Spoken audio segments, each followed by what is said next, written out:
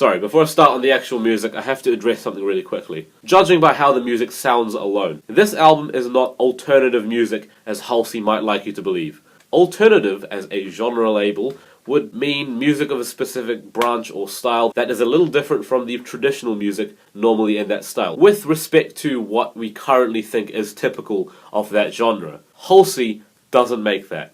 Halsey's music isn't labelled as pop because of her being a female artist and therefore having to work against regular standards and being boxed into labels, which isn't an invalid point in general. I wouldn't deny it completely. I actually think it's quite an interesting discussion point outside of this conversation right now. But Halsey, specifically, is being labelled as a pop artist because her music is undeniably pop music. It falls under all the tropes you'd expect to be heard in radio-ready electro-pop music.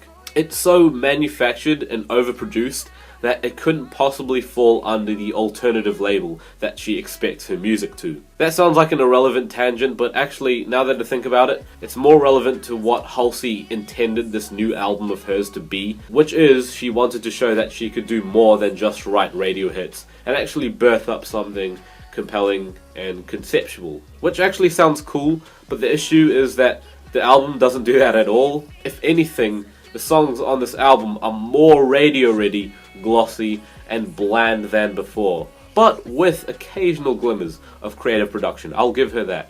I can hear some enchanting moments on this album, but in general, it takes 9 tracks to get to anything mildly interesting, and it ends up being the freaking interlude. Then you have a song called Walls Don't Talk, and that's one of the better ones, and that's because it sounds like it was inspired by old school Britney Spears.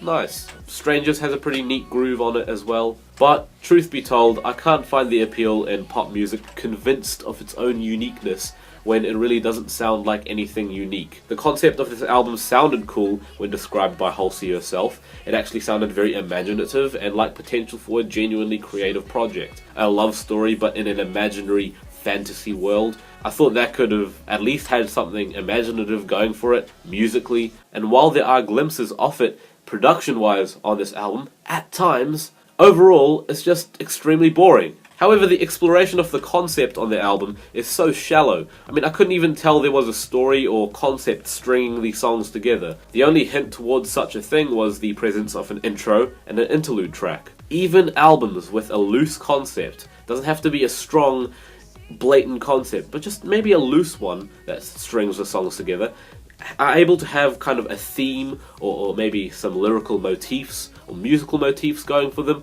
that kind of thread the songs together into one cohesive or coherent batch of song. That's why some of the artists Halsey is clearly inspired by are able to pull it off better than she can. Here, the concept feels less like an actual explored or fleshed out concept, and more like something that exists in the background as an excuse to make you think the bland music on this album has more value or meaning or uniqueness or artfulness than it actually does. This Halsey album doesn't offer anything interesting at all, and if you want to make the claim that you're making alternative music, actually do something different from everyone else.